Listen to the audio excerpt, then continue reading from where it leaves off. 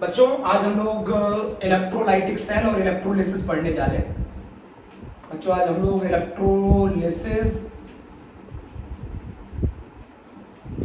और electrolytic cell पढ़ने जा रहे हैं। बच्चों हम इलेक्ट्रोलिसिस और इलेक्ट्रोलाइटिक सेल पढ़ने जा रहे हैं। डालें हेडिंग इलेक्ट्रोलिसिस और इलेक्ट्रोलाइटिक सेल। इलेक्ट्रोलाइटिक सेल बेटा इसके दो तरीके की एनालिसिस है, एक क्वालिटेटिव एक क्वांटिटेटिव। इसकी दो तरीके की एनालिसिस है, एक क्वालिटेटिव एक क्वांटिटेटिव।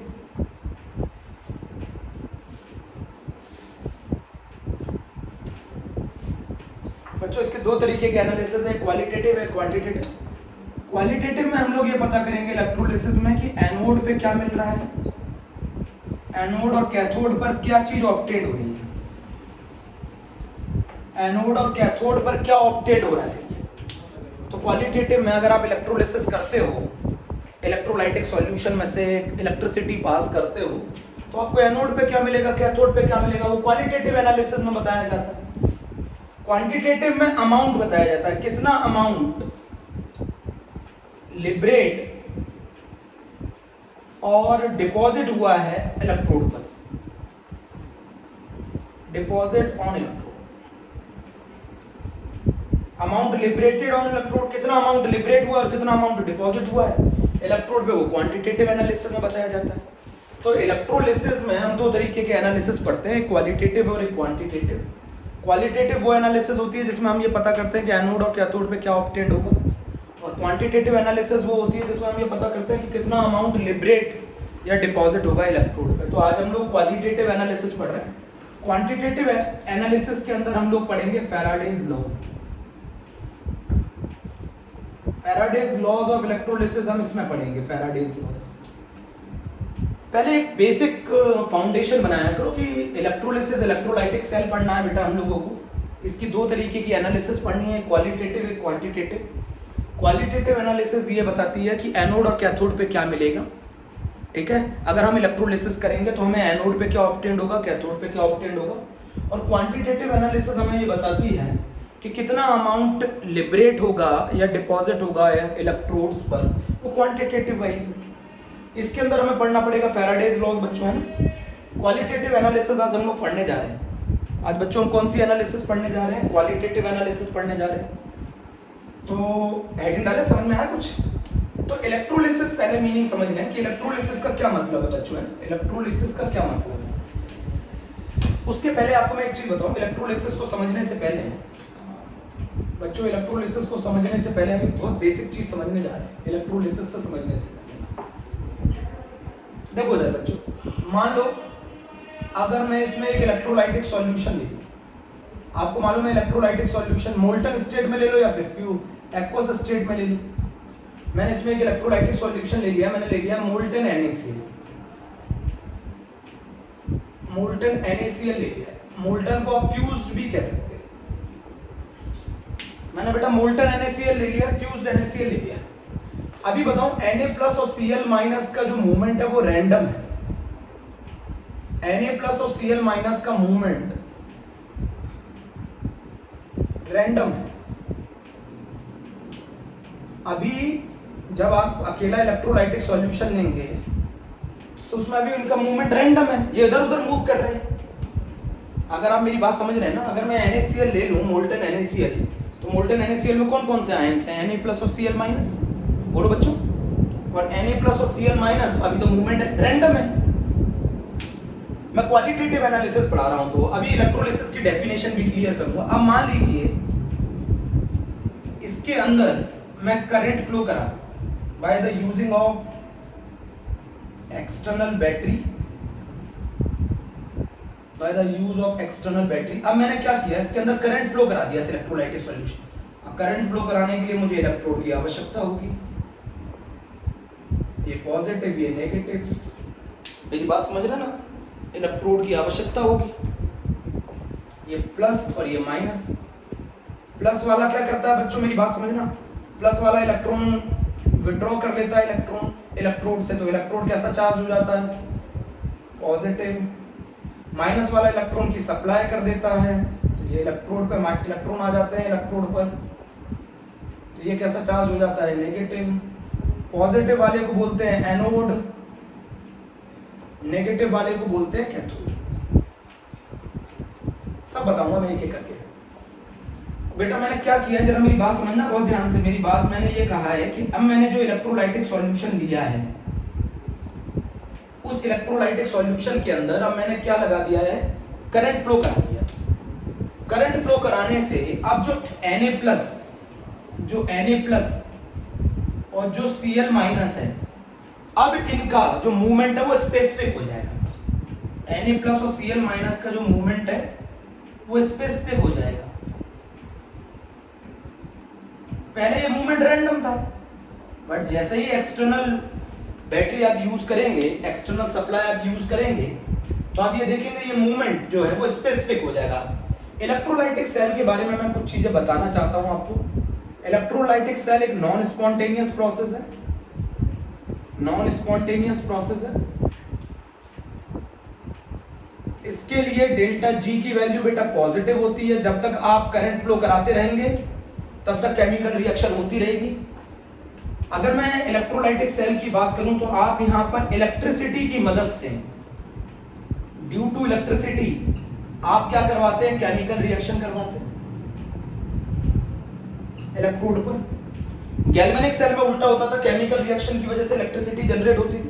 यहां पर आप इलेक्ट्रिसिटी की मदद से केमिकल रिएक्शन कराएंगे। मेरे बच्चे बिल्कुल समझ लें ध्यान से। बेटा हम आज जो टॉपिक पढ़ने जा रहे हैं वो इलेक्ट्रोलिसिस और इलेक्ट्रोलाइटिक सेल है। इलेक्ट्रोलिसिस और इलेक्ट्रोलाइटिक सेल के बारे में मैं पहले इलेक्ट्रोलाइटिक सेल के बारे में बता दूं। एक नॉन स्पॉन्टेनियस प्रोसेस है, डेल्टा G की वैल्यू पॉजिटिव होती है। इलेक्ट्रोलाइटिक सेल के अंदर इलेक्ट्रिकल एनर्जी बच्चों कन्वर्ट होती है केमिकल एनर्जी में। कहने का मतलब क्या है, इलेक्ट्रोलाइटिक सेल वो सेल होती है जहां इलेक्ट्रोलिसिस होता है। और इलेक्ट्रोलिसिस क्या होता है, जब हम मोल्टन या एक्वस स्टेट ऑफ इलेक्ट्रोलाइट के सॉल्यूशन में से करंट जब पास करते हैं, तो जो ये आयंस हैं, कैटायन और anion, they migrate, they move toward the oppositely charged electrode and they get discharged, और जिसकी वजह से हमें एनोड और कैथोड पे प्रोडक्ट मिलेंगे। उसी फिनोमिनन को इलेक्ट्रोलिसिस बोला जाता है। अभी भी बच्चों को समझ में नहीं आएगा। इलेक्ट्रोलिसिस में हम क्या करते हैं, एक इलेक्ट्रोलाइटिक सॉल्यूशन ले लेते हैं। इलेक्ट्रोलाइटिक सॉल्यूशन या तो फ्यूज्ड स्टेट में होना चाहिए या एक्वस स्टेट में होना चाहिए। उसमें से करंट पास करते हैं। करंट पास करने के कारण जो आयंस होते हैं उनका मूवमेंट स्पेसिफिक हो जाता है। वो आयंस अपोजिटली चार्ज इलेक्ट्रोड की तरफ मूव करते हैं, वहां पे जाके डिस्चार्ज हो जाते हैं। इस फिनोमिनन को इलेक्ट्रोलिसिस बोला जाता है। और ये इलेक्ट्रोलिसिस जिस सेल के अंदर होता है उस सेल को इलेक्ट्रोलाइटिक सेल बोला जाता है। ये एक नॉन स्पॉन्टेनियस फिनोमिनन है। डेल्टा G की वैल्यू पॉजिटिव होती है। इसके अंदर इलेक्ट्रिकल एनर्जी केमिकल एनर्जी में कन्वर्ट होती है। कहने का मतलब क्या है, इलेक्ट्रिसिटी की मदद से हम केमिकल रिएक्शन करवाते हैं। इलेक्ट्रिसिटी की मदद से हम केमिकल रिएक्शन करवाते हैं।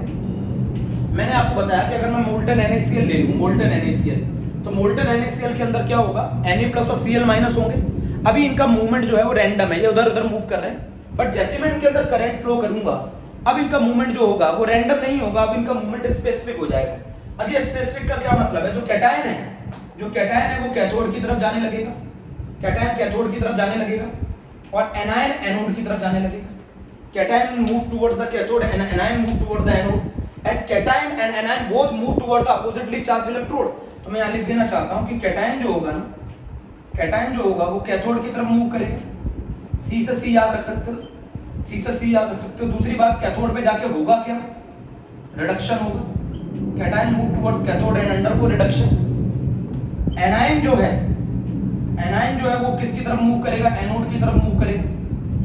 एनायन एनोड की तरफ मूव करेगा और वहां पे जाके क्या करेगा बच्चों, ऑक्सीडेशन करेगा। चाहे आप गैल्वेनिक सेल पढ़ो चाहे इलेक्ट्रोलाइटिक सेल पढ़ो, कैथोड पे ऑलवेज रिडक्शन होता है और एनोड पर ऑलवेज ऑक्सीडेशन होता है। मेरी बात इतनी क्लियर हो गई होगी। कैटायन जाएगा कैथोड की तरफ, वहां पे रिडक्शन करेगा। एनायन जाएगा एनोड पर और वहां ऑक्सीडेशन करेगा। मेरी बात इतनी समझ लीजिए पहले आप। मैंने क्या बोला, जब अकेला NaCl लिया तो वो इलेक्ट्रोलाइटिक सॉल्यूशन, फ्यूज लिया या मोल्टन लिया, तो उसमें Na+ और Cl- प्रेजेंट होंगे। इनका मूवमेंट जो होगा वो रैंडम होगा।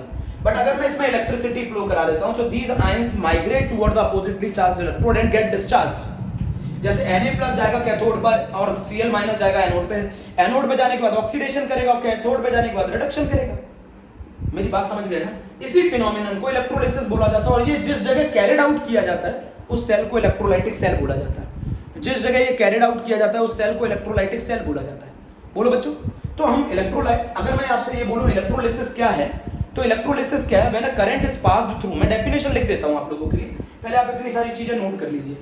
तो क्वांटिटेटिव एस्टिमेशन हम लोग नेक्स्ट टर्म पे पढ़ेंगे, आज हम लोग क्वालिटेटिव एनालिसिस पढ़ रहे हैं। तो इसका मतलब है जब हम करंट पास करते हैं किसी भी इलेक्ट्रोलाइटिक सॉल्यूशन में से, तो हमें एनोड और कैथोड पे क्या चीज़ ऑब्टेन होती है। मेरी बात समझ रहे हैं ना, मुझे एनोड और कैथोड पे क्या चीज़ ऑब्टेन होती है बच्चों, मेरी बात समझो। एनोड और कैथोड पे क्या चीज़ ऑब्टेन होती है, बोलो बच्चों जल्दी।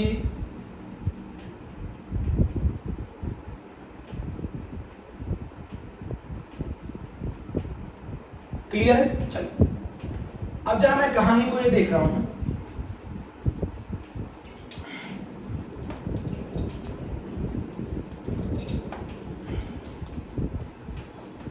बड़े आराम से आप नोट्स बनाइएगा। ये टॉपिक बच्चों को बहुत कंफ्यूज करता है, बट मैं आपको आज कोशिश करता हूं इसको बेहतर ढंग से पढ़ाने की।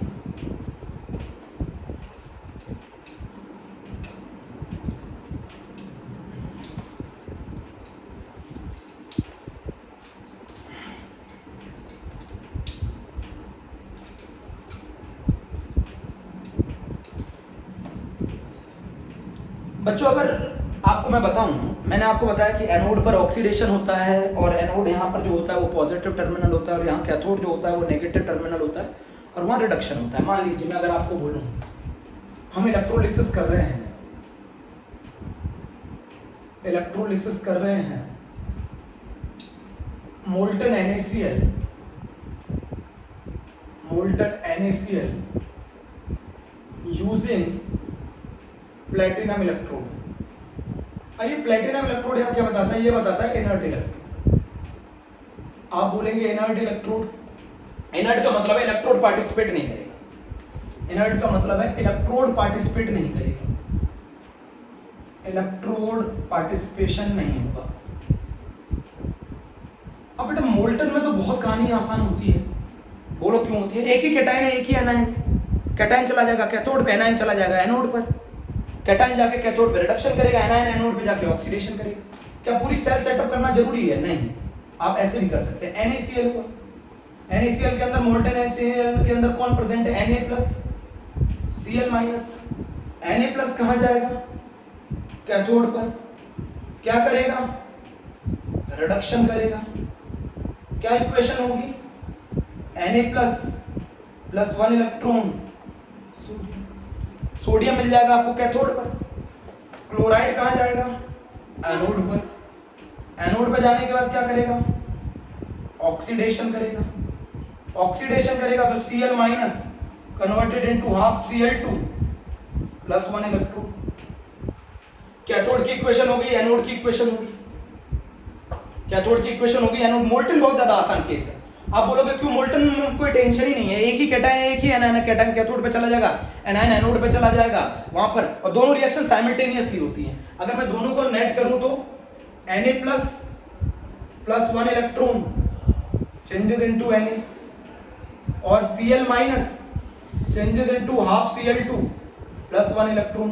दोनों को ऐड कर दो, 1 electron cancel, Na+ Cl changes into Na + half Cl2। Na कहां मिल गया आपको, कैथोड पर, और क्लोरीन गैस कहां से लिबरेट हुई, एनोड। तो अगर आप इलेक्ट्रोलिसिस करते हैं मोल्टन NaCl की, तो उस केस में आपको सोडियम मिलता है कैथोड पर और क्लोरीन मिलता है एनोड पर। बच्चों बोलो, सोडियम मिलता है कैथोड पर और क्लोरीन मिलता है एनोड पर। तो मोल्टन का केस बहुत आसान है, मोल्टन के केस में आप लोगों को कोई टेंशन नहीं है। बच्चों मैं रख कर दूं, ठीक, मोल्टन NaCl का केस हो गया। तो ये रिडॉक्स, एक जगह ऑक्सीडेशन हो रहा है, एक जगह रिडक्शन हो रहा है। इनर्ट इलेक्ट्रोड का मतलब है प्लेटिनम इनर्ट इलेक्ट्रोड है, वो खुद पार्टिसिपेट नहीं करेगा।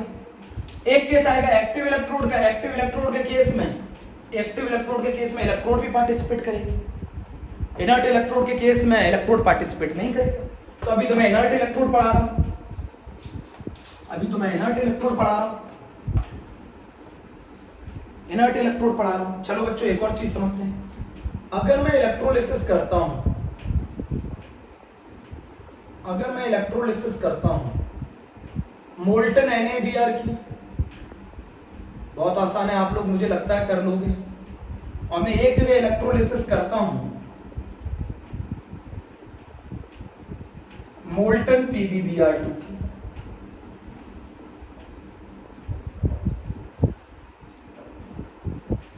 अच्छा ये बताओ, मोल्टन NaBr में कौन कौन से आयंस हैं? एक ही कैटायन एक ही एनायन होगा, Na प्लस कैटायन है और Br माइनस एनायन है। अब आप बड़े आराम से कर दोगे। Na प्लस चला जाएगा कहां पर, मुझे जरा बताओ, कैथोड पर। क्या करेगा वहां पर? रिडक्शन। और अगर रिडक्शन करेगा तो वो Na प्लस एक इलेक्ट्रॉन चेंज करके Na में कन्वर्ट हो जाएगा। Na प्लस कैथोड पे reduction, Na plus plus 1 electron changes into sodium, तो कैथोड पे आपको क्या मिल जाएगा? सोडियम। Br माइनस कहां जाएगा, मुझे जरा समझाओ। एनोड पे जाएगा, वहां क्या करेगा? ऑक्सीडेशन करेगा। तो Br माइनस ऑक्सीडेशन करके loss of electron Br2 plus 1 electron. तो आपको एनोड से कौन लिबरेट हो जाएगा? Br2। और सोडियम कहां मिल जाएगा? कैथोड पर। बोलो बात क्लियर आ गई? इलेक्ट्रोलिसिस करोगे अगर मोल्टन NaBr की using platinum electrode, using platinum electrode, मेरी बात समझ गए? अब अगर मैं मोल्टन PbBr2 की इलेक्ट्रोलिसिस करूं तो इसके अंदर कैथोड कौन है? इसके अंदर कैटायन कौन है? Pb+2। एनायन कौन है? Br minus. ये कहां जाएगा? कैटायन कैथोड पर। सब बच्चों को मालूम है कैटायन कैथोड पे जाके क्या करेगा? रिडक्शन। रिडक्शन करेगा तो Pb+2 plus 2 electron changes into Pb। तो कैथोड पे आपको क्या मिल जाएगा? लेड। कैथोड पे आपको क्या मिल जाएगा? लेड। Br माइनस कहां जाएगा मुझे जरा बताओ? एनोड पर। एनायन गोज टू एनोड, क्या करेगा? ऑक्सीडेशन करेगा। Br माइनस वहां जाके क्या कन्वर्ट हो जाएगा? Half Br2 plus 1 electron. तो आपको कैटायन कैथोड पर, एनायन एनोड पर। तो मोल्टन का केस बहुत आसान है बेटा। बात दिक्कत तब आती है जब एक्वस आ जाएगा। एक्वस, अब एक्वस में वाटर भी आ गया तो वाटर भी तो कुछ रोल प्ले करेगा। अब वाटर ऑक्सीडेशन भी कर सकता है, रिडक्शन भी कर सकता है। अब मान लीजिए, मैं आपको समझा रहा हूं पहले, मान लीजिए सोडियम आयन भी प्रेजेंट है, वाटर भी प्रेजेंट है, तो वाटर भी रिडक्शन कर सकता है, सोडियम आयन भी रिडक्शन कर सकता है। तो वहां आपको एक कॉम्पिटिशन हो गया। डिस्चार्ज तो एक ही होगा, डिस्चार्ज तो एक ही होगा, कैथोड पर एक ही जाएगा, या तो वाटर जाएगा या सोडियम प्लस जाएगा, तो वहां कॉम्पिटिशन है। अब मैं बात आपको बता रहा हूं जहां पे 2 या 2 से ज्यादा आयन प्रेजेंट हो या फिर एक्वस सॉल्यूशन। सेकंड केस पढ़ा रहा हूं, तो पहला केस हमारा खत्म हो गया। अभी मैं बेटा सारे केसेस इनर्ट इलेक्ट्रोड के पढ़ा रहा हूं, आपको बोलने बार बार बताने की जरूरत नहीं होनी चाहिए। अभी मैं सारे केसेस इनर्ट इलेक्ट्रोड के पढ़ा रहा हूं। अभी मैं सारे केसेस इनर्ट इलेक्ट्रोड के पढ़ा रहा हूं। देखें इधर बेटा, अब हम केस ले रहे हैं जब इलेक्ट्रोलाइटिक सॉल्यूशन में, electrolytic solution contain 2 or more cation and 2 or more anion और एक्वस सॉल्यूशन। मेरी बात सुनो, अगर इलेक्ट्रोलाइटिक सॉल्यूशन 2 कैटायन कंटेन करे या फिर 2 एनायन कंटेन करे या फिर एक्वस सॉल्यूशन कंटेन करे, अगर इलेक्ट्रोलाइटिक सॉल्यूशन के अंदर 2 कैटायन होंगे या 2 एनायन होंगे तो इनके बीच में क्या होगा, जरा मेरी बात समझो। अब कंपटीशन होगा, क्योंकि एक ही कैटायन जा सकता है कैथोड पर, एक ही एनायन जा सकता है एनोड पर। अब आपके पास ऑप्शन कितने हैं? दोनों जाने की कोशिश कर रहे हैं, तो हम प्रेफरेंस किसको देंगे, प्रायोरिटी किसको देंगे, ये चीज डिसाइड होगी मेरी बात। अब मैं आपको बता रहा हूं, अगर मान लीजिए आपने जो इलेक्ट्रोलाइटिक सॉल्यूशन लिया है उसमें अगर वाटर है तो आपको ये चीज सोचनी है, या फिर उसके अंदर एक से ज्यादा कैटायन है तो भी आपको ये देखना है। तो उस केस में हम लोग प्रेफरेंस लेते हैं। प्रेफरेंस मतलब, या फिर प्रायोरिटी मतलब किसको पहली प्रायोरिटी दी जाएगी। मेरी बात समझ गए, किसको पहली प्रायोरिटी दी जाएगी। तो कैथोड पर क्या होता है, रिडक्शन होता है। मेरी बात सुनना, कैथोड पर रिडक्शन होता है, कैथोड पर रिडक्शन होता है, उसको प्रायोरिटी देंगे जिसका एसआरपी ज्यादा होगा। जिसका एसआरपी ज्यादा, उसके रिडक्शन करने की टेंडेंसी ज्यादा।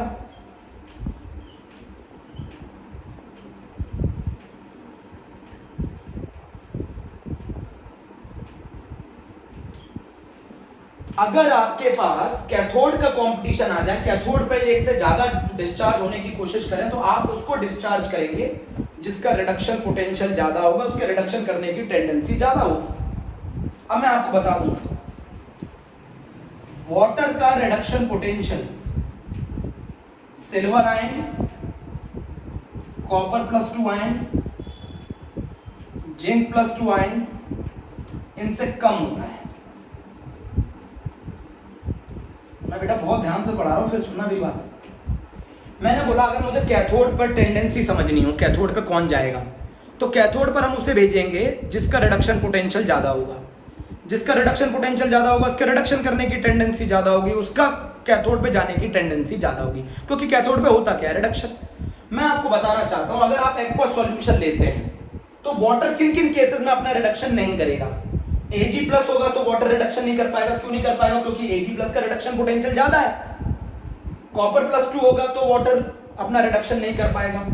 Zn+2 होगा तो अपना वाटर रिडक्शन नहीं कर पाएगा। अगर ये 3 केसेस होंगे, इन 3 केसेस में वाटर अपना रिडक्शन नहीं कर पाएगा।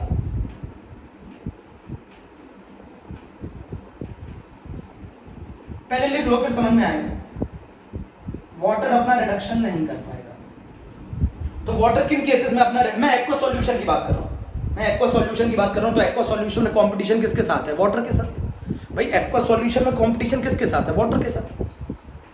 तो वाटर किन केसेस में अपना रिडक्शन नहीं कर पाएगा? वाटर जब Ag+ होगा, Cu+2 होगा, Zn+2 होगा, क्योंकि वाटर का SRP इनसे कम होता है। तो इन केसेस में वाटर अपना रिडक्शन नहीं कर पाएगा, तो वाटर कैथोड पर नहीं जाएगा। वाटर कैथोड पे नहीं जाएगा, और वाटर अगर कैथोड पे नहीं जाएगा तो हाइड्रोजन गैस लिबरेट नहीं होगी। तो अगर ये मेटल आ जाए, ये आयन आ जाए, Ag+ आ जाए, कॉपर +2 आ जाए, Zn+2 आ जाए, तो वाटर ऑलवेज हारेगा। और वाटर हारेगा तो कैथोड पे कौन जाएंगे? ये आयन जाएंगे। सिल्वर आयन का कंपटीशन वाटर के साथ है तो सिल्वर आयन जीतेगा। कॉपर +2 का कंपटीशन वाटर के साथ है तो कॉपर 2+ जीतेगा। समझाता हूं कैसे, जरा मेरी बात समझो। अगर मैं H2O का रिडक्शन करूं तो ये हमें देता है H2 + 2OH- + 2 electron. H2O + 2OH 2H2O + 2 electron. मेरी बात समझो जरा। अगर मैं वाटर का रिडक्शन करूं तो ये इक्वेशन बनेगी। अच्छे से बना देता हूं, चलो इधर देखो बेटा। प्रायोरिटी कब आती है? जब एक से ज्यादा कैटायन आ जाए, एक से ज्यादा एनायन आ जाए। तो दोनों एनायन एनोड पे नहीं जा सकते ना, एक ही जाएगा। तो एक एनायन, वो एनायन हम एनोड पे भेजेंगे जिसका ऑक्सीडेशन पोटेंशियल ज्यादा होगा। उस कैटायन को कैथोड पे भेजेंगे जिसका रिडक्शन पोटेंशियल ज्यादा होगा। अब अगर एक्वा सॉल्यूशन आ जाए तो कंपटीशन किसके साथ है? वाटर के साथ। तो वाटर अगर अपना रिडक्शन करेगा तो 2H2O + 2 electron changes into hydrogen gas + 2OH-, और इसका जो रिडक्शन पोटेंशियल है वो है -0.83 वोल्ट। याद रखना पड़ेगा, थोड़ा सा याद करना पड़ेगा। 2H2O + 2 इलेक्ट्रॉन याद कैसे, मैंने कैसे किया था? वाटर के अंदर कितने H+ होते हैं? एक H+, एक OH-। तो दो वाटर के अंदर कितने होंगे? 2H+ + 2 OH-। और 2H+ को 2 इलेक्ट्रॉन दे दो। 2H+ को 2 इलेक्ट्रॉन दोगे तो हाइड्रोजन गैस बन जाएगी और 2 OH- रह जाएंगे। एक वाटर के पास एक H+, एक OH-। दो वाटर के पास 2H+, 2 OH-। 2H+ को 2 इलेक्ट्रॉन दे दो तो हाइड्रोजन गैस बना लेंगे 2 OH-। तो वाटर का रिडक्शन पोटेंशियल -0.83 होता है। और आपको अच्छी तरह मालूम है कि सिल्वर का रिडक्शन पोटेंशियल 0.80 वोल्ट होता है। आपको अच्छी तरह मालूम है कि कॉपर का रिडक्शन पोटेंशियल 0.34 वोल्ट होता है। तो वाटर हारेगा ना भाई। अगर मैं वाटर का रिडक्शन कराना चाहूं या सिल्वर का कराना चाहूं, सिल्वर आयन का, बताओ किसका रिडक्शन होगा? सिल्वर आयन का। तो किन केसेस में वाटर का रिडक्शन पॉसिबल नहीं है? जब उससे नीचे वाले मेटल आएंगे, उससे नीचे वाले मतलब उससे ज्यादा रिडक्शन पोटेंशियल वाले मेटल आएंगे, और उससे ज्यादा रिडक्शन पोटेंशियल वाले मेटल है silver ion, copper ion, zinc ion. तो अगर ये मेटल वाटर के साथ कंपटीशन करते हैं तो ये मेटल आयन जीत जाएंगे, वाटर हार जाएगा, वाटर अपना रिडक्शन नहीं कर पाएगा। और अगर वाटर अपना रिडक्शन नहीं कर पाएगा तो हाइड्रोजन गैस लिबरेट नहीं होगी। मेरी बात समझ गए? तो कैथोड पर किसको प्रायोरिटी दी जाती है? मुझे जरा बताओ। कैथोड पर उसको प्रायोरिटी दी जाती है जिसका रिडक्शन पोटेंशियल ज्यादा होगा। अगर एक से ज्यादा कैटायन है, एक से ज्यादा एनायन है, तो कैथोड पर उसको प्रायोरिटी दी जाएगी जिसका रिडक्शन पोटेंशियल ज्यादा होगा। तो वाटर का रिडक्शन पोटेंशियल किससे ज्यादा होता है? वाटर का रिडक्शन पोटेंशियल जो ज्यादा होता है वो बता रहा हूं अभी कैसे। और वाटर से ज्यादा किन का रिडक्शन पोटेंशियल होता है? Ag+ का, कॉपर 2+ का, जिंक+2 का। अगर ये मेटल आयन आ गए तो ये डिस्चार्ज होंगे कैथोड पर, वाटर डिस्चार्ज नहीं हो सकता। मेरी बात नहीं समझे बेटा, मैं एक्वस सॉल्यूशन की बात कर रहा हूं। एक्वस के अंदर वाटर का रोल भी प्ले होगा। अब बहुत सारे बच्चों का एक क्वेश्चन मैं बताता हूं, फिर भी यहाँ समझना, आज का थोड़ा सा फोकस करके समझोगे तो आसान है। अभी क्वेश्चन कराऊंगा तब समझ में आएगा।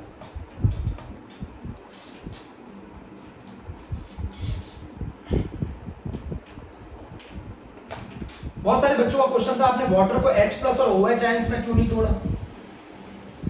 ये बताओ मुझे, H+ और OH आयंस में वाटर का pH 7 होता है, तो H+ का कंसंट्रेशन 10⁻⁷ मोलर, OH आयन का कंसंट्रेशन 10⁻⁷ मोलर, और 10⁻⁷ मोलर की इलेक्ट्रोलिसिस करोगे क्या मिलेगा? प्योर वाटर कितना आयोनाइज होता है? 10⁻⁷ मोलर। आपने पढ़ा है आयनिक इक्विलिब्रियम में 55.5 मोलर में से कितना आयोनाइज होता है? 10⁻⁷ मोलर। अब 10⁻⁷ मोलर इतना कम कंसंट्रेशन है, आप उसकी इलेक्ट्रोलिसिस कराओगे क्या मिलेगा? कुछ नहीं मिलेगा। इसीलिए मैं वाटर को H+ और OH आयंस में नहीं तोड़ता इलेक्ट्रोलिसिस करने के दौरान। मैं वाटर को H+ और OH आयंस में नहीं तोड़ता इलेक्ट्रोलिसिस करने के दौरान। क्यों नहीं तोड़ता? क्योंकि उनका कंसंट्रेशन H+ और OH आयंस का बहुत कम है, उनकी इलेक्ट्रोलिसिस करा के कुछ मिलेगा ही नहीं। तो अगर मैंने क्या बोला, अब सुनो, वाटर का जो SRP है, वाटर का जो SRP है, SRP ऑफ वाटर, वो किस किस से ज्यादा होता है? वो अल्कली मेटल K+, Na+, सही है, कैल्शियम +2, मैग्नीशियम +2, एल्यूमिनियम +3, इन सबसे ज्यादा होता है। तो अगर वाटर इनके साथ आ गया, इन मेटल के साथ आ गया, तो वाटर क्या करेगा? कहां जाएगा? कैथोड पे जाएगा। कैथोड पे जाएगा, क्या करेगा? वाटर कैथोड पे जाएगा, क्या करेगा? रिडक्शन करेगा। वाटर कैथोड पे जाएगा, रिडक्शन करेगा। रिडक्शन करेगा तो कौन सी गैस लिबरेट करेगा? Hydrogen gas. अगर इन मेटल के इलेक्ट्रोलाइटिक सॉल्यूशन है, एक्वस इलेक्ट्रोलाइटिक सॉल्यूशन है, तो ये मेटल कभी डिस्चार्ज नहीं हो सकते।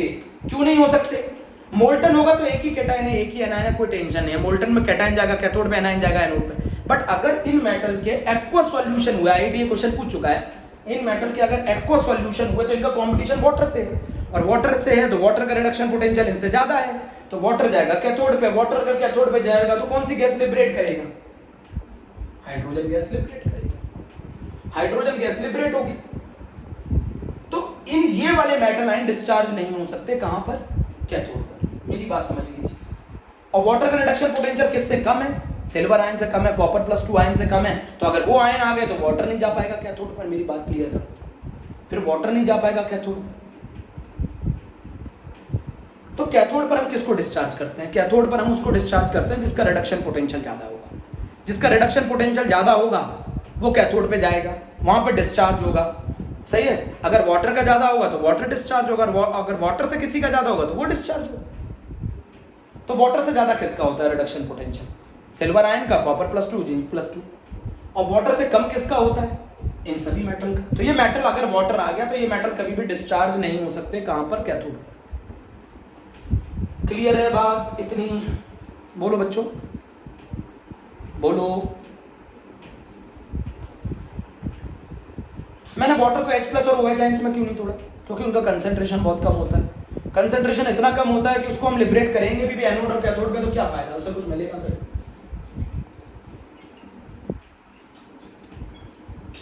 बहुत आसान प्रोसेस है, समझ में अगर आ जाएगा तो बहुत आसान है। अब एनोड की क्या कहानी? एनोड की क्या कहानी है? एनोड पे होता है ऑक्सीडेशन, और ऑक्सीडेशन कौन करेगा? जिसका SOP ज्यादा होगा। SOP ज्यादा होगा तो ऑक्सीडेशन करने की टेंडेंसी ज्यादा होगी। ऑक्सीडेशन ज्यादा होगा तो ऑक्सीडेशन करने की टेंडेंसी ज्यादा होगी। बोलो। तो एनोड पर ऑक्सीडेशन होगा, और ऑक्सीडेशन वही करेगा, anion goes to anode. Oxidation वही करेगा जिसका SOP ज्यादा होगा, और SOP जिसका ज्यादा होगा उसका ऑक्सीडेशन करने की टेंडेंसी ज्यादा। मैं यहां पर एक हिंट बता दूं, आपको बता दूं, SO4-2 और NO3- के कारण प्रोडक्ट नहीं मिलते। ये दोनों कभी भी एनोड पर डिस्चार्ज नहीं हो पाएंगे, क्योंकि इनका ऑक्सीडेशन पोटेंशियल बहुत बहुत कम होता है वाटर के कंपैरिजन। SO4 -2, या फिर आप ऐसे भी समझ सकते हैं यहाँ पे सल्फर की +6 ऑक्सीडेशन स्टेट है, यहाँ नाइट्रोजन की +5 ऑक्सीडेशन है, हाईएस्ट ऑक्सीडेशन है स्टेट है, ये फर्दर ऑक्सीडाइज नहीं हो सकते। तो मैं आपको बता दूं सल्फेट कभी भी एनोड पे नहीं जाएगा, नाइट्रेट अगर होगा तो कभी एनोड पे नहीं जाएगा, F- होगा ये कभी एनोड पर नहीं जाएगा, SO3 -2 होगा ये कभी एनोड पर नहीं जाएगा। क्यों नहीं जाएगा बच्चों? रीजन बताता हूं क्यों नहीं जाएगा। क्योंकि वाटर का जो SOP है वो इन सबसे ज्यादा होता है, वाटर का SOP इन सबसे ज्यादा होता है, वाटर का SOP इन सबसे ज्यादा होता है। तो जब वाटर का SOP ज्यादा है तो वाटर जाएगा ना एनोड पर, वाटर जाएगा ना एनोड पर, ये तो जाएंगे नहीं। मैंने एक तरीका और बताया, इनके कारण कभी प्रोडक्ट नहीं मिलता, सल्फेट के कारण कभी नहीं मिलेगा, नाइट्रेट के कारण कभी नहीं मिलेगा, फ्लोराइड के कारण इनका ऑक्सीडेशन पोटेंशियल बहुत कम होता है, इनका रिडक्शन पोटेंशियल बहुत ज्यादा होता है, ऑक्सीडेशन पोटेंशियल कम है और वाटर से कम है, तो ये वाटर जाएगा ना एनोड पर। एनोड पर हम किसे भेजेंगे? जिसकी ऑक्सीडेशन करने की टेंडेंसी ज्यादा होगी, और ऑक्सीडेशन करने की टेंडेंसी ज्यादा किसकी होगी? जिसका ऑक्सीडेशन पोटेंशियल ज्यादा होगा। वाटर का ऑक्सीडेशन पोटेंशियल इनसे ज्यादा होता है। अगर मैं बात करूं वाटर का ऑक्सीडेशन पोटेंशियल कम किससे होता है, तो वो होता है क्लोराइड से। ये स्पेशल केस है, मैं अभी आपको सिखाऊंगा, ये स्पेशल केस है।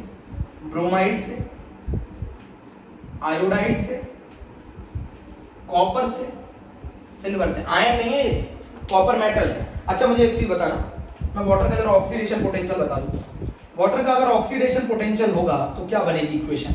अगर वाटर का ऑक्सीडेशन होगा तो क्या बनेगी इक्वेशन?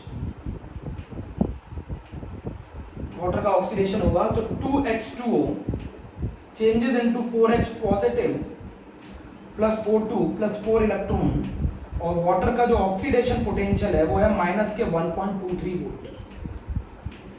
वाटर का जो ऑक्सीडेशन पोटेंशियल है वो है -1.23 वोल्ट। तो अगर H2O का कंपटीशन क्लोराइड से, मतलब अगर H2O एनोड पे जाएगा, H2O एनोड पे जाएगा तो इसकी वजह से कौन सी गैस लिबरेट होती है? इसकी वजह से O2 गैस लिबरेट होती है, इसकी वजह से O2 गैस लिबरेट होती है। तो अगर क्लोराइड हुआ, एनाइन, ब्रोमाइड हुआ, आयोडाइड हुआ, कॉपर हुआ, सिल्वर हुआ, ये हुए तो इनके केसेस में वाटर एनोड पर नहीं जा पाएगा, और वाटर जब एनोड पे नहीं जाएगा तो ऑक्सीजन गैस लिबरेट नहीं होगी, ऑक्सीजन गैस लिबरेट नहीं होगी। तो वाटर किन किन केसेस में एनोड पे जा सकता है? सल्फेट के केस में, नाइट्रेट के केस में, फ्लोराइड के केस में, सल्फाइड के केस में। और वाटर किन किन केसेस में नहीं जा सकता है एनोड पर? क्लोराइड के केस में, ब्रोमाइड के केस में। तो बेटा एक बार एनायन का कंपटीशन वाटर से है और एक बार कैटायन का कंपटीशन वाटर से है। कैटायन के कंपटीशन जब वाटर से होगा तो वाटर का रिडक्शन पोटेंशियल -0.83 वोल्ट होगा, और जब एनायन का कंपटीशन वाटर से होगा तो वाटर का ऑक्सीडेशन पोटेंशियल -1.23 वोल्ट होगा। तो अगर वाटर कैथोड पे गया तो हाइड्रोजन गैस मिलेगी, और वाटर अगर एनोड में गया तो ऑक्सीजन गैस मिलेगी। मेरी बात समझ?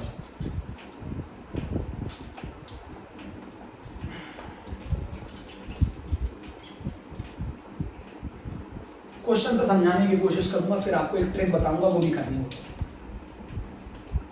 एक ट्रिक भी बताऊंगा। मान लीजिए अगर मैं आपसे बोलूं इलेक्ट्रोलिसिस करके बताओ,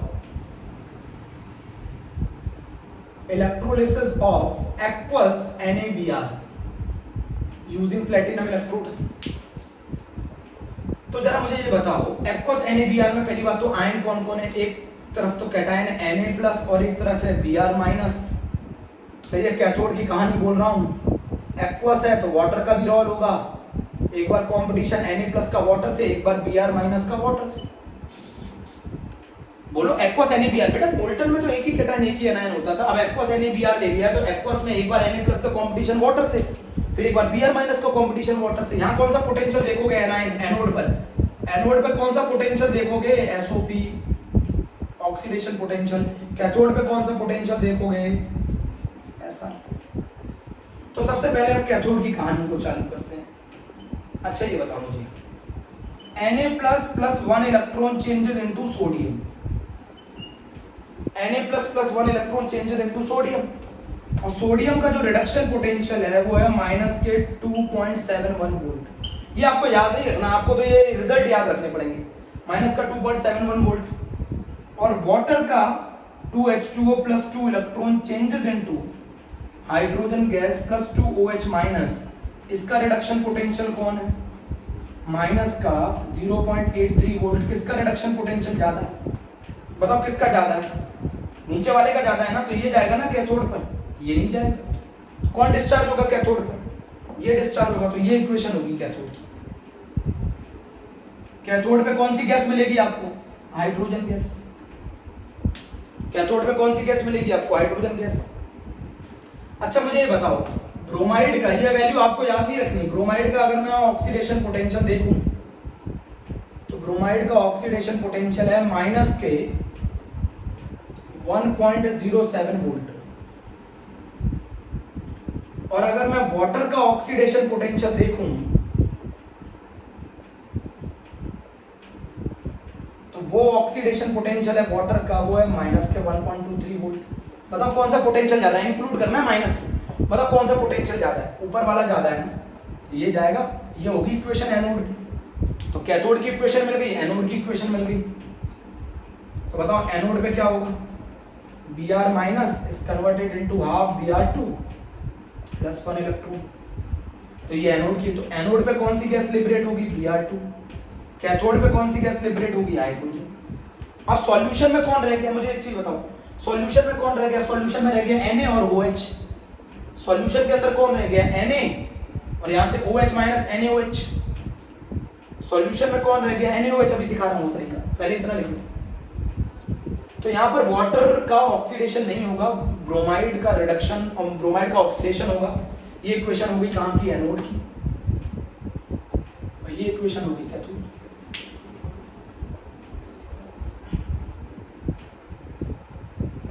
मेरी बात समझ गए, चलो हो गई इलेक्ट्रोलिसिस और एक्वस एनीमिया। अब मैं एक चीज बताता हूँ,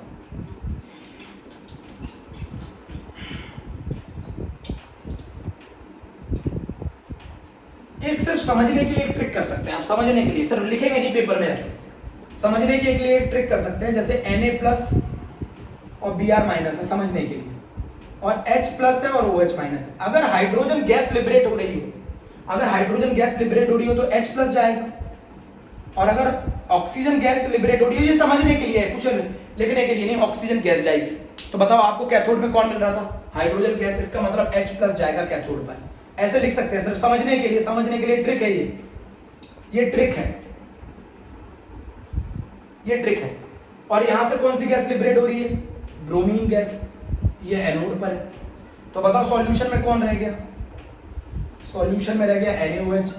NaOH अगर सॉल्यूशन में रह जाएगा तो सॉल्यूशन हो जाएगा बेसिक, बेसिक हो जाएगा तो pH की वैल्यू क्या कर जाएगी, इंक्रीज, और POH की वैल्यू क्या कर जाएगी, डिक्रीज। नहीं समझे आप, मान लो आपने इक्वेशन बना ली वाटर का ऑक्सीडेशन या वाटर का रिडक्शन कराकर, तो आपको मालूम चल जाएगा कौन सी गैस लिबरेट हो रही है। मतलब अगर हाइड्रोजन गैस आपको मिल रही है ना, तो आप ये ट्रिक में ये समझना कि H प्लस गया कैथोड पर, और अगर आपको ऑक्सीजन गैस मिल जाए तो समझ जाना OH माइनस गया।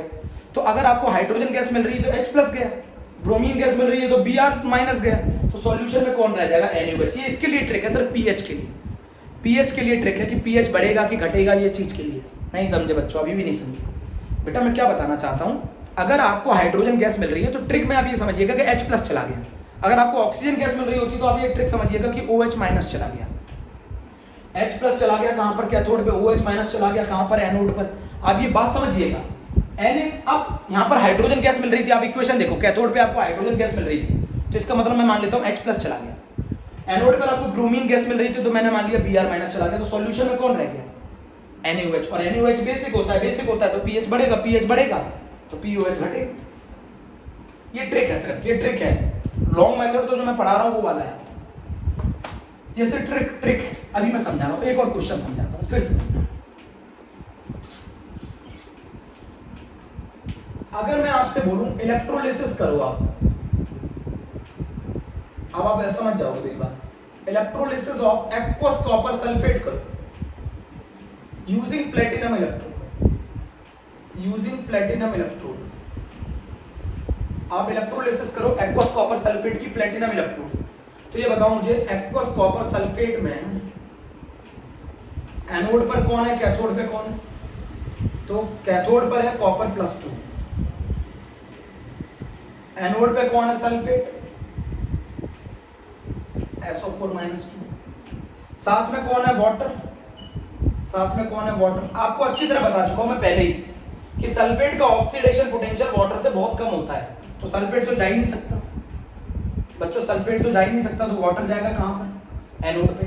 तो वाटर की इक्वेशन बना दो एनोड की, H2O changes into 4H plus O2 gas plus 4 electron. इस बार O2 मिल रही है ना, तो ट्रिक क्या सिखाई थी, अगर O2 मिल जाए तो समझ जाना OH माइनस जा रहा है, तो यहाँ इक्वेशन बैलेंस कर देते हैं। ये इक्वेशन हो गई कहाँ की, एनोड की। बोलो अब आपको बता दो एनोड पे कौन सी गैस लिबरेट हो रही है, O2। अब जरा मुझे बताओ कॉपर प्लस 2 और वाटर में से किसका रिडक्शन पोटेंशियल ज्यादा है, कॉपर प्लस 2 का। तो कैथोड की इक्वेशन क्या हो गई, copper plus 2 electron changes into copper. तो कैथोड पे मिलेगा आपको कॉपर और O2 मिलेगी आपको एनोड पे। तो कैथोड पे कौन मिल गया, कॉपर, और एनोड पे कौन मिल गया आपको, O2 मिल गया। अब ट्रिक से देखें, ट्रिक से देखते हैं। Copper plus 2 SO4 minus 2 H plus OH minus. इस बार आपको एनोड पे कौन सी गैस मिल रही है, O2, तो OH माइनस जा रहा है, इसका मतलब OH माइनस जा रहा है। कॉपर प्लस 2 में कौन मिल रहा है कैथोड पे, कॉपर प्लस 2, तो Cu प्लस 2 जा रहा है। तो बताओ सॉल्यूशन में कौन रह जाएगा, सॉल्यूशन में कौन रह गया, H प्लस और SO4 माइनस 2, इसका मतलब है H2SO4, इसका मतलब है pH घटेगा, एसिडिक हो जाएगा ना सॉल्यूशन। आंसर हो गया, ये ट्रिक है। अगर O2 मिल रही है तो इसका मतलब OH माइनस जा रहा है, अगर H2 मिल रही है तो इसका मतलब H प्लस जा रहा है, तो ये ट्रिक है। तो इस बार आप समझो, कॉपर प्लस 2 मिल रहा है, कॉपर मिल रहा है कैथोड पर और O2 गैस मिल रही है एनोड पर। आप समझो इस क्वेश्चन को, ये आपके एनसीईआरटी का क्वेश्चन है, एक्वस कॉपर सल्फेट। ये सिर्फ ये ट्रिक प्रोडक्ट के लिए है, प्रोडक्ट आपको क्या मिलेगा वो प्रोडक्ट के लिए है ये, बट ये तरीका ये वाला है, नहीं समझे। चलो एक और क्वेश्चन करते हैं, फिर समझो।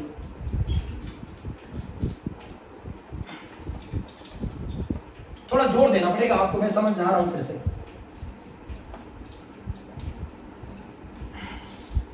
जैसे मान लो अगर मैं आपसे बोलूं electrolysis of aqueous silver nitrate using platinum electrode,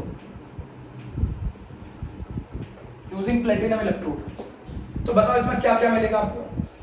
cathode की कहानी बोलो बच्चों, कैथोड की कहानी बोलो, कैथोड की कहानी बोलो। कैथोड की कहानी है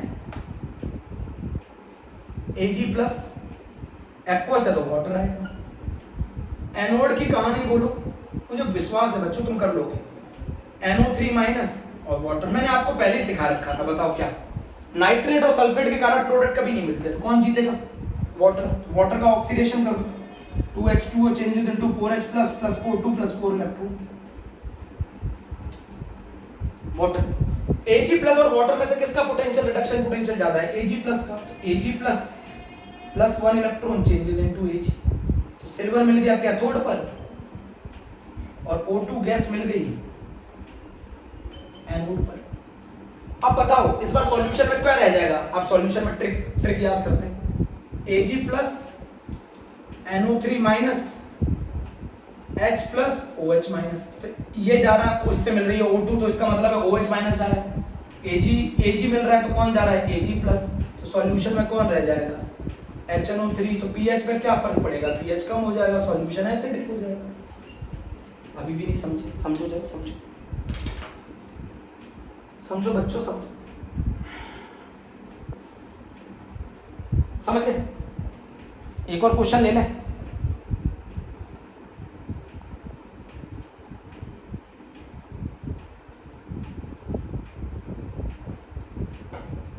बच्चों मेथड ये है, मेथड ये वाला है, ये नहीं है, ये सिर्फ ट्रिक है। अगर आपको ऑक्सीजन समझ में आ रही है, ऑक्सीजन गैस लिबरेट हो रही है, तो आप समझ जाइएगा OH माइनस गया, अगर हाइड्रोजन गैस लिबरेट हो रही है तो H प्लस गया है। चलिए एक और करते हैं क्वेश्चन।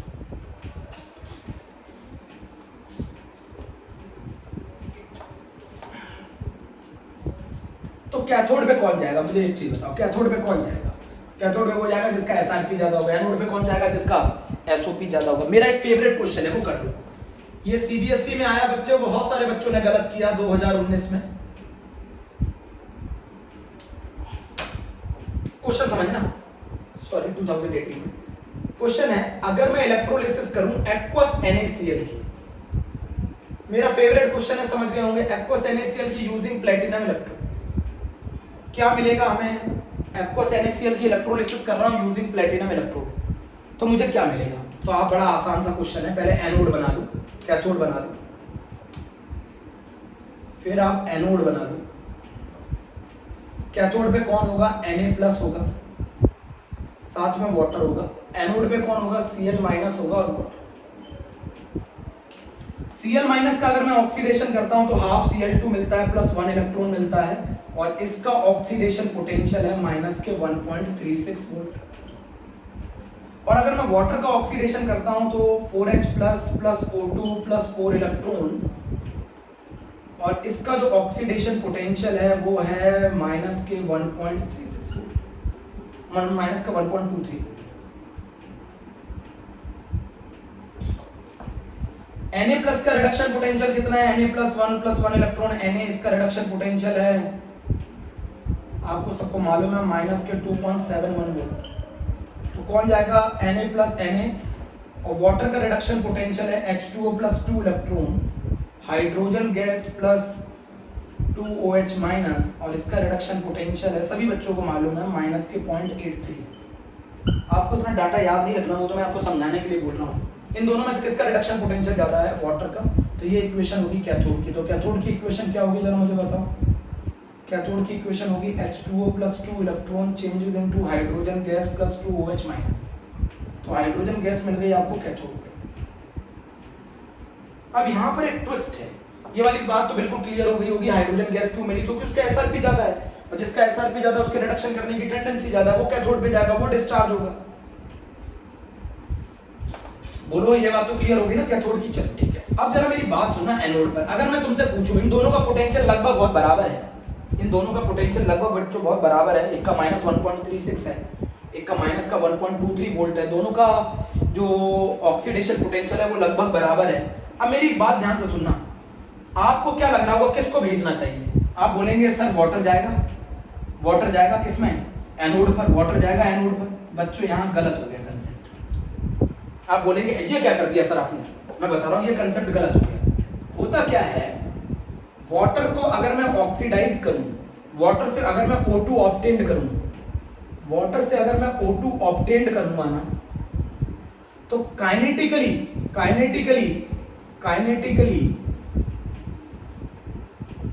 ये प्रोसेस बहुत स्लो होता है। काइनेटिकली ये प्रोसेस बहुत स्लो होता है, प्रोसेस स्लो। काइनेटिकली थर्मोडायनेमिक तो फिजिबल है, वो गिब्स फ्री एनर्जी से बताया जाता है, बट काइनेटिकली ये प्रोसेस बहुत ज्यादा स्लो है। तो इसके रेट को बढ़ाने के लिए मुझे कुछ एक्स्ट्रा पोटेंशियल देना पड़ता है, एक्स्ट्रा पोटेंशियल देना पड़ता है, जिसको हम लोग कहते हैं ओवर वोल्टेज। मैं आपको क्या समझा रहा हूं कि वाटर से O2 को ऑब्टेन करना काफी स्लो प्रोसेस है। उस केस में आपको उसके रेट को बढ़ाने के लिए कुछ एक्स्ट्रा पोटेंशियल देना पड़ेगा। मतलब जितना पोटेंशियल आप सोच रहे थे उतना पोटेंशियल नहीं है, उसको कुछ और एक्स्ट्रा पोटेंशियल हमें देना पड़ेगा।